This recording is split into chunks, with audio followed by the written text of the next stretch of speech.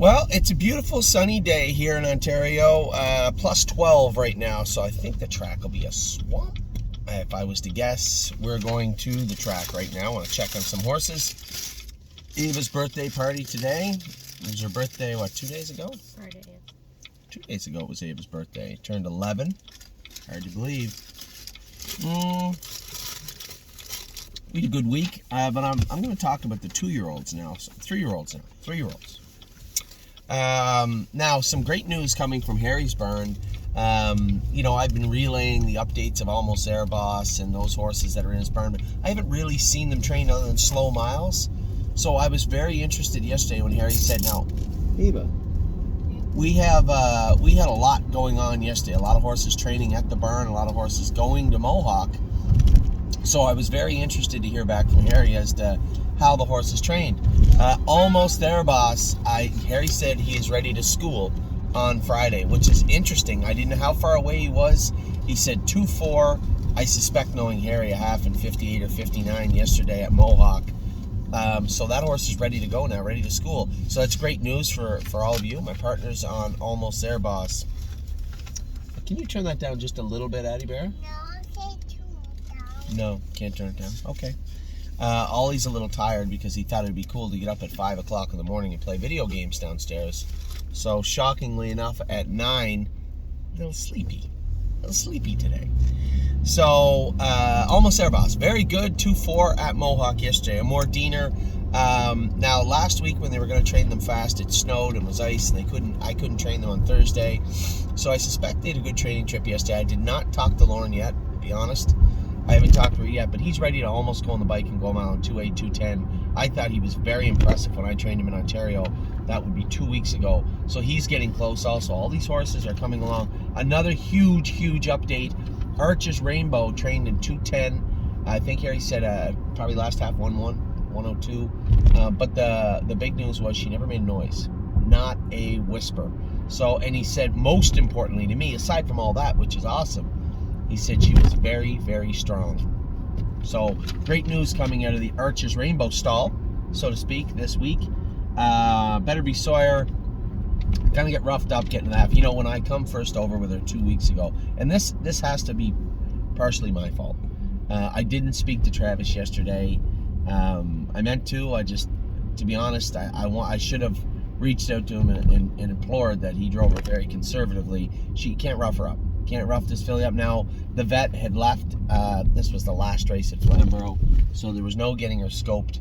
We'll draw her blood, but at the same time, I think it was more that she just got roughed up a little bit, got her feelings hurt. Travis got parked well past the quarter, almost to the 3/8, and then the favorite come and he took him until the favorite cleared him halfway down the backstretch. So she's not a rough and tumble filly. You just can't, you just can't drop the hammer and go wide open with her. You just can't do that. I found that out when I came first over with her down the backstretch 3 weeks ago, that, she needs to be covered. She's a small filly, cover, sprint down the lane, and that's how Better Be Sawyer is going to race. Certainly not like last night. So again, as a driver, I saw how the gate was, I saw how the race was shaping up out of the gate last night. There was nowhere for Travis to really put her except go forward or go right to the back. So I don't blame him for going forward, but there should have been a parachute deployed when he made front at the 3/8. We'll chalk it up to live and learn. I know nobody wants to see the horses get roughed up, but this is racing, and sometimes they will get roughed up. It's all about racing. So, hey, Ava. Blue Bayou Dio, I know, as good as Eglarium qualified. We'll talk about her in the opening, or I did talk about her in the opening. As good as she qualified and as good as she looks, Dominic loves Blue Bayou Dio. He talks about her all the time, says he really likes her.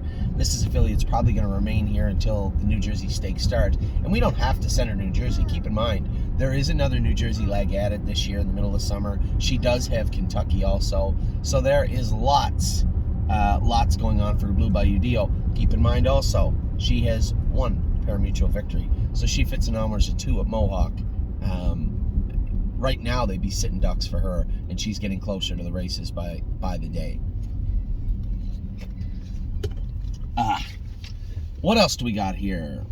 Bomb Hugger continues to train good. I told them 2 weeks ago, hey, just keep her in idle. for a couple of weeks. There's no rush with her. We'll check out when the first stake race starts, and we'll have her ready about 2 weeks before then. No closer than that. She just got too much money made, and there's no real fair place for her to race as a sophomore in her first start of the year. But it's all green lights on the dashboard for Bomb Hugger. Century Invictus, here's another horse. Harry's had a huge run to start 2023. He's got a lot of great horses in his barn, a lot of horses coming back.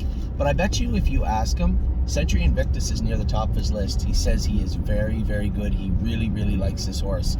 So, here's a horse that we paid a lot of money for as a yearling. Had a decent year, but it wasn't really reflected as far as revenue generated. It wasn't really reflected in his earnings, right? So horse we paid almost 70, or maybe a little more than 70 for. So by the time you stake him and get him ready, that's well over 80, right? He made like 25,000 last year, but he did have a good year. It certainly wasn't his fault. If you look at his lines, it's unfair that the work that he did is not reflected in a more positive way, earnings-wise. But it's just the way it is in Ontario. It's tough. So looking for a big year from Century Invictus. Harry has raved about him the last 3 weeks. He's very, very impressed with him. Again, I wish I had more of a first-person perspective for you. I haven't really seen him go except for slow miles at Tamiko. I haven't seen him go over to Mohawk, but Harry said he is getting very, very close to being ready to go. Confederate Cruiser. I don't know if Lauren's putting him into qualifier or school on Thursday. So actually, it worked out good the way the draw is for Wednesday. I'm in late races, so I can hang out here, stay here. Wednesday's a big training day for us here. Plus, we have horses going to Mohawk. Patrick the Piranha is going to train. Stay Close is going to train. Royson's Punch is going to train. All these horses are training at Mohawk, and it's going to be a very, very busy day. I got a lot going on Wednesday, so I'm actually glad the horses got in late. Hey, Ali, thank you. I'm glad the horses get in late at Northfield, so it means I don't have to leave here till about 2 o'clock. I can get there in plenty of time to race, or later for that matter. Get there in plenty of time to race, but as much as Wednesday night's important to me, Thursday morning's important also. Walk on the Moon will be qualifying. I think there's a couple of horses qualifying and a couple of horses schooling. We got a lot of horses knocking on the doorstep of going right now. Eyes of 10, little grabby for my wife yesterday training, but looked very good on the track. Gardens. Good on Wednesday. She trained great on Wednesday, yeah. 2:08, you said you went? 2:08? She went. Jason said 2:10, but whatever. 2:08, 2:10 doesn't matter. Garden State Dio actually didn't look good on Saturday. I'd asked Jason what was going on with her. He said the blacksmith was in the day before, 2 days before, took all the toe off her. We had her up to the vet 3 weeks ago. We know where the issues are. Left hind ankle, I think, is a boiling point for her. Got to work a little harder on that left hind ankle. And I think anytime you take any sort of pressure and weight off her front end, now if you chopped all the toes off her front end, she's going to be looking to take weight in places. Well, there's no vacancy in the ankles, right? The left hind ankle's a little rough looking to begin with. It's just racehorse stuff, She was made that way. She's always been that way. Very strong on Saturday, but at the same time, I think we're gonna have to work in her shoeing and take a very close look at the rest of her. We've just been lightly painting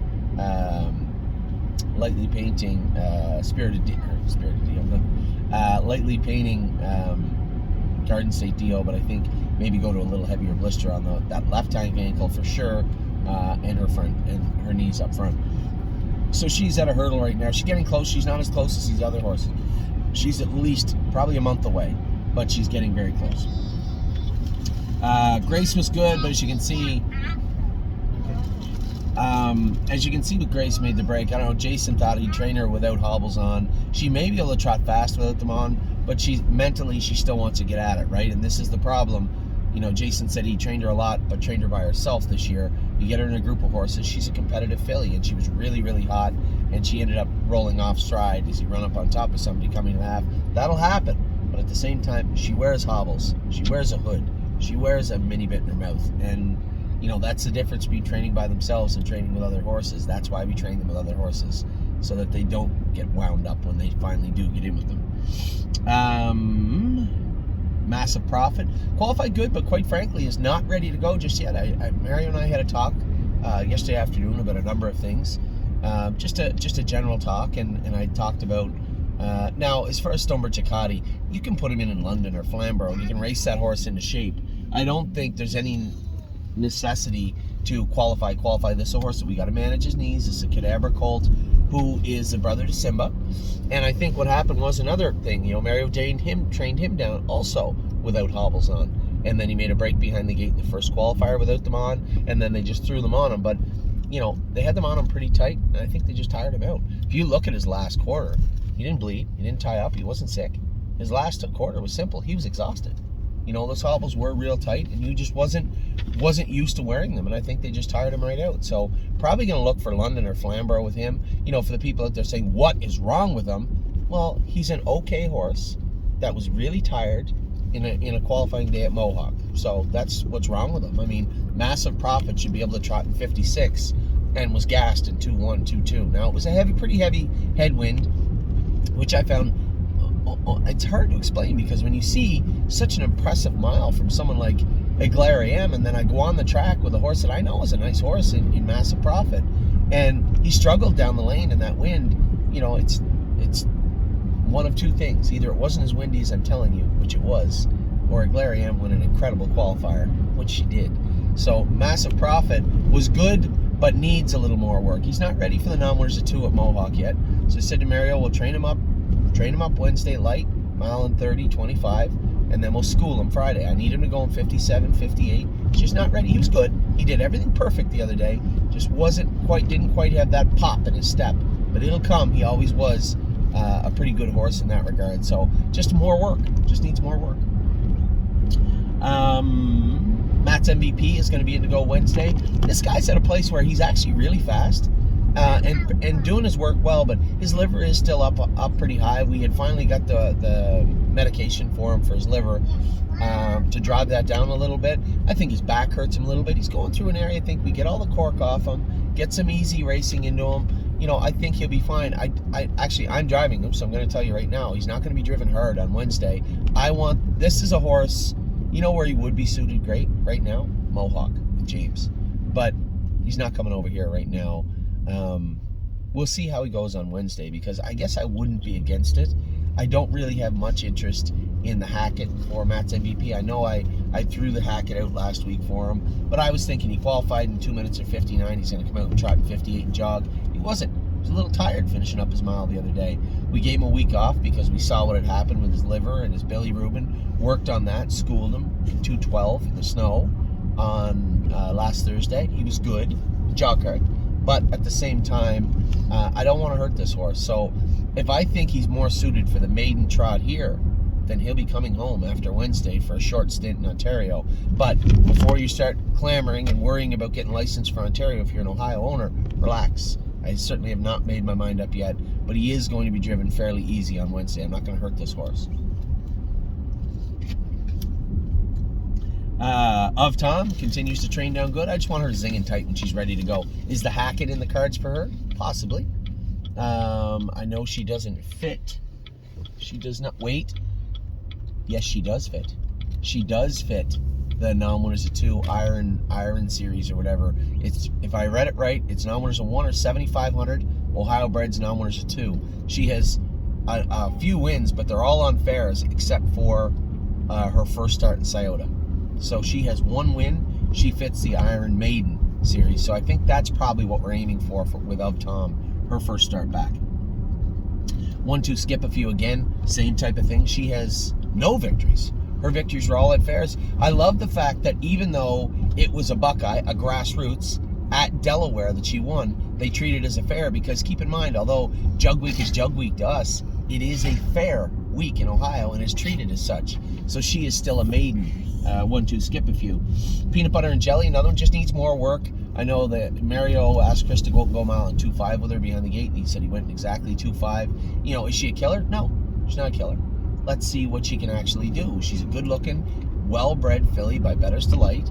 Let's see what she does when she gets in racing. But she, again, is 3 weeks behind. I think Mario had brought the horse to the track thinking they were ready to qualify, and I think they might need a couple of more weeks, which is fine. They got time.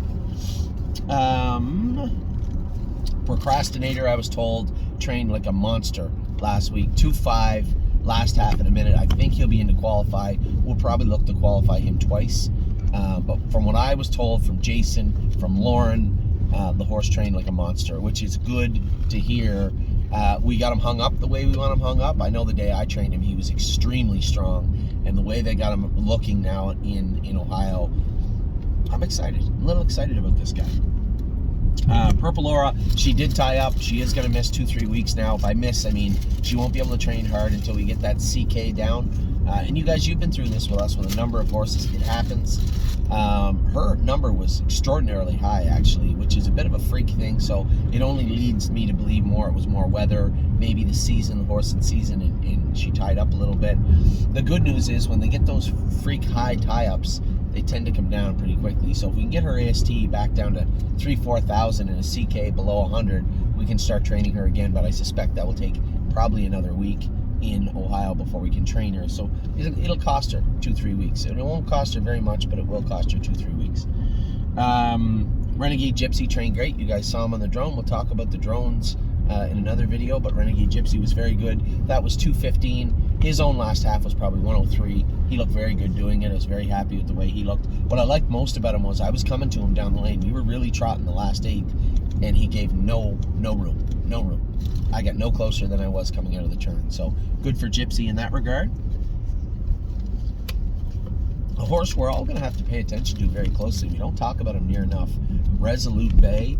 Jason said no hobbles at Mohawk, 2-6 last half in a minute. He said he feels like a good horse. I said, well, he's got a world champion as a brother.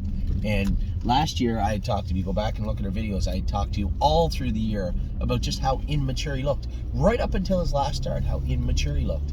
Well, mentally he got his act together. He learned everything we taught him, and his body caught up physically, and now he really does look like a really nice horse. How's our track look? A little swampy. A little swampy here in this turn. I mean, you think you jog if you wanted to. It's wet. It's not gross. We can give them the day off too. I'm not worried about it.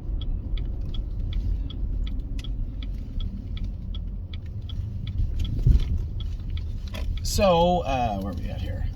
Gypsy. So Resolute Bay just looked great, I guess, at Mohawk yesterday. I saw him train a couple of times here. I thought he looked really good.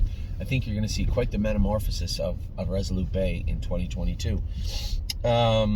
Slim Jimmy, I've been told, looks like a monster. Now, this is a horse, if he is ready on his own timeline, if he is ready on his own fruition, we could take him to the Hackett. It leads right into the stakes this year. There's no Scarlet and Gray. So I think Slim Jimmy is one we could. Now, don't hold me to it, because as I told you, I am not rushing any of these sophomores to be ready for the Hackett. If they are ready on their own, in their own time, then we will race them there. And it looks like Slim Jimmy may be ready for the Hackett. Stonebridge, what's that? What? This driveway is great. Oh, I know. So much ice on top of ice on top of ice. It's insane, right? We're going to go out in a second. We should had to get over the Rocky Mountains there. Yeah, we're coming out in a sec. Stonebridge Dolce, I think Jason said he went a mile and 2:10 with her at Northfield last time he was there. Did he say that? I think he did. I'll know more this week. I'll go with her this week. Why did he go get his own tractor? Whatever. Either way, very impressed with, I guess not very impressed. I'm happy. I think she looks exactly how I expected her to look this year. You know, she is still a little bumpy. Her hocks are a little rusty and they bother her. Her feet bug her from time to time. But I think once we get her in a schedule of racing, you're going to see a pretty decent filly. Pretty decent filly, I believe, in Stonebridge Dolce. Where are we at now? Stonebridge Hecate, as I said. He's going to have to race into shape. This horse's knees bother him. They always have. We had to stop with them last year because of them. They're not bad, but they're worrisome. Hold on. Yeah, we're going to go out in a second, sweetheart. So Stonebridge Hecate. I know Mary said, will school qualify again? I think we'll just put him in to go at London. Run him up the wood. Let the horse race and learn how to race. Because we really can't waste any of this learning, right? With his knees the way they are, I think he's a horse we race into shape. We aim for that series in London that's coming up in a little while. But we race this horse into shape. So, two very different trajectories for massive profit in Stonebridge Hecate for two very different reasons. Sweet on Pete is getting ready. She looked great the other day at Northfield Park. Very happy with her. 3 Point Blue Chip. I'll tell you how good 3 Point Blue Chip's training down. I can't give you specifics, but I can tell you that Julie Miller has been inquiring about buying into the horse, and there's just no shares available, truthfully. We had a ton of our clients that, not a ton. We had some of our clients that had sold. You know, many of you may have been paying attention to what was going on with Blue Chip Firms. Blue Chip, can you turn that off, buddy? Blue Chip had, oh, he's asleep. He's literally asleep. Well, hopefully he learns a lesson. Blue Chip Farms has acquired half of 3 Point Blue Chip back over the last 3 months. You know, and obviously they're looking for a world champion. If he is a world champion, they're looking to own a Walner stud. So, which would be good for the stable. I mean, that's such uncharted territory for us. But at the same time, it's a great relationship to have, one with the Miller stable and two with Tom Grossman. And I'm very, very happy with what I've seen from what I've heard from the way 3 Point Blue Chip's training back. But the most impressive thing is the fact that Julie Miller herself has inquired about buying into him. I don't think there's shares there. So still 48% owned by the stable.ca, and a great ride for us, and hopefully in 2022 and beyond, just a really good looking colt. Ty went on to talk about good looking horses. Another filly that I got a ton of hope for. I really think this could be a good horse for us in 2022. She is, you know, I had a client, one of the owners of Buzz. One second. Am I all right here, Joe? All right, thanks. Nice bird. One of our clients said, I don't know if you stake Tailgate Buzz hard enough. And I went back and looked, and we did add some stakes to Tailgate Buzz. I think it was a fair question. And it got me thinking, I wonder what else is out there now. She's a 3-year-old. A lot of her stuff was last month. What is available this month? This filly looks really, really, really good. And, you know, when I stop and look at our burn, where we came from, where I came from, where we came from as a group, and then I look and see a horse like Taiwan in the mix, but not being talked about, it just shows how strong our stable is. We're about to win the barn where we just purchased a $140,000 horse, a barn full of really, really nice horses. One colt we paid $155,000 for, and it isn't that we bought expensive horses. I still think we found very, very good value in the horses we purchased, but the stable we built is truly impressive. And I say this all the time. Obviously, I couldn't have done it without you guys. I think we all, you know, we had some luck, obviously, when you look at the horses we're racing right now. But, you know, I stopped, and Harry and I talked about it. I said, you know, any other year but this, Taiwan would be a horse we're paying very, very close attention to. Instead, you know, I have somebody come up to me, John come up to me yesterday and said, Taiwan, did you see her train? And I said, no, I've been watching her. She looks good. He goes, she looks amazing. So Taiwan, Harry's doing a great job with her. She's a good fit for Harry, and she looks great. I wish she was an Ontario bred, because this would be a filly. Obviously, you got along great with her sister, Tipsy and Dixie, but I think you get along great with this filly too. So Taiwan getting geared up. Her first start will be in the Sire Stakes in Pennsylvania. Tioga Sunshine's getting close. I mean, she doesn't want any part of Renegade Gypsy, Garden State Dio. World for Two was in front of her. Like, she finished exactly where she should have in that set, and looked like she's getting her work done. Little bumpy in the last turn. No, one hawk bothers her a little bit, and she's picking at herself. But all that stuff that she's doing is all fixable, and she needs to get through that as she gets closer to the races. Very happy with what I saw from her yesterday. A horse that's going to surprise everybody. I've been waiting so long to say this. Twin Bee Habanero trained like a monster the other day. Now he's only been in 212, so take it for what it's worth. I trained him off. So here's the scoop. Let me just tell you how Thursday went. So when I left the track, you guys know I raced the last race at Northfield Park. Was what, race 12 or something we were in? I come off the track. It's pouring rain. You know how much I hate it anyway. So I get my stuff. We wash it in the washing machine home. It never stopped raining until quarter to 1. I got to bed late. It rained, turned to ice, turned to snow, then froze quickly. So, you know, imagine what the track was like the next day. So we're really scrambling around trying to get horses. Are they going to qualify? Are they going to school? Are we going to be able to train? We got our horses trained. Then we go and we're up against it now. It's 11 o'clock. Qualifiers start at 11. There's 3 qualifiers. We had 3 horses to train. I said, well, they can train off the gate. I said, go out and go first trip with Twin Bee Habanero, go a mile and 40. The other 2 are Walk on the Moon and the colt, Matt's MVP. Just go out and jog them on the backtrack, heat them up real good, come in, put the knee boots on. Certainly not a very structured or productive looking schooler for us, but got to get the work in. They need to do their slag day, so they got to get to work in. So we all went out in the jog cart behind the track, on the track. A little icy, a little snowy, a little muddy in spots. Not a great training surface. We all put our horses right in the gate. Walk on the Moon, Matt's MVP. It never dawned on me until we were pulling up. Twinbee Habanero has never seen the starting gate in his entire life. Never, not one time. I put his nose right on the gate. He acted just like a 4-year-old. So on the right line a bit. Left stifle's bothering him a little bit, which is, I already know what's happening. His stifles are getting a little weak because he's a big colt doing a lot of work. Left stifle was bothering him probably this week, which put a little more weight on his right knee. He was biting the he cannot take weight on his knees. His knees are his Achilles heel. So you got to keep the weight where it's supposed to be. So I spoke to the vet after. I said, can you check out Twinbee Habanero? I think it's his left stifle. Here's the important part. Go out. Matt's MVP was hitting the jog cart because he got that big sprawly gait. He was hitting the jog cart. The guy had to move him back to the front, which I was like, oh my God, Matt's MVP on the front end. He might pull up. I don't know what he'll do. I had to sit behind him with Twinbee Habanero. We get over the half an 8, almost 9, 131 or 141, which is a mile and 2:11 with 30-second closing quarter. We walked around the turn. Now, we went a mile and 2:12. Would you say, well, that was 31 seconds? But it really wasn't, because the last 8th we were really going. And I didn't want Walk on the Moon or Twinbee Habanero to blast right by Matt's MVP, because you know how sulky he can get.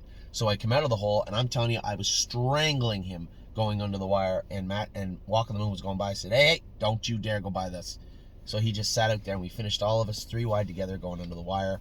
Twinbee Habanero was very good. I think he's probably ready to go a mile in 2:4, 2:5.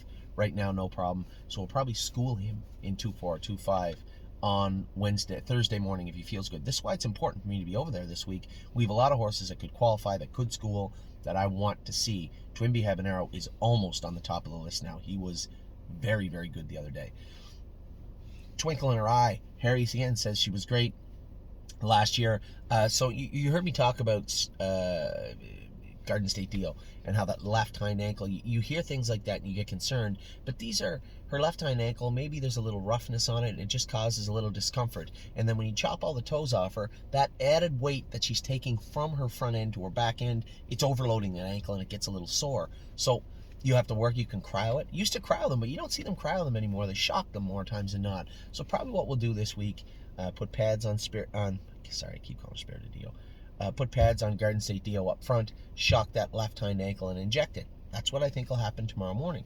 Now, same thing with Twinkle in Her Eye. Right hind ankle bothered her last year. Oddly enough, she's a better's delight. Her knees are a little weak, her feet are a little pinchy. She takes weight. Anytime she takes weight, you see it on the right hind first. Harry wanted to shock that ankle and inject that ankle. He said she trained awesome Saturday morning at Mohawk. So all 3, he said, trained like monsters. Century Invictus, Twinkle in Her Eye, and who's the other one? Century Invictus, Twinkle in Her Eye, Harry's other, Almost Air Boss, trained really, really good on Saturday. So that is great, great, great news. A lot of question marks hanging over those 3 horses in particular, and Harry was really, really enamored with all 3 of them. And Harry doesn't just throw away. Like, I'm the optimist. I'm the guy that's going to tell you, hey, it was okay, because I want to see the best in every horse. But Harry's the the guy that's just going to give it to you straight. I give it to you straight, but when I'm optimistic, it's because I'm an optimistic person. If the horses are no good, I'll tell you they're no good. But for Harry to give out compliments, they have to look very good. He was really impressed with Almost There Boss yesterday, just so you know. Liked all 3 of them. Century Invictus, I think, is his favorite. Almost There Boss really impressed him. And Twinkle in Her Eye, he said, was very good also. Unbeatable Kemp was great, I heard, at Mohawk on Wednesday, and then was pretty strong. Almost run away with Dominic here on Saturday. He can get that way. You got to put the wire snake cord in his mouth. You got to see some. And if you give him an inch, he'll take a mile. But that's just him feeling good. So I wasn't unhappy that I saw him do it, because I know I can control him, but he can get a little ornery sometimes. Very nice colt, and this is another horse where I'm looking over staking, saying we got everything in New Jersey, everything in Kentucky, stake wise. Do we need anything else? I didn't think we do, and I don't think we do, but he's one that's, man, he's really close to saying, yeah, we could go here, we could go there. Right now, we're just going to focus on New Jersey and Kentucky. Will to Win Hanover schooled this filly. Remember I told you, 2 schoolers, 2 qualifiers, 2 races. On her 7th time behind the gate, I think you'll start to see Will to Win Hanover for what she could and should be. It's not to say she will. She is at a very, very tricky time in her life right now where she could become an ordinary animal or a killer, and it will depend on a lot of things. One, James. James likes his filly and does a great job with her. He was happy with her the other day. They get over the half in 6, 1 mile in 2:4, 2:5. He said she was good. She followed an open trotter down the lane. I was wondering, I said, is he not going to move her? He said, Anthony, we come like 28 apiece.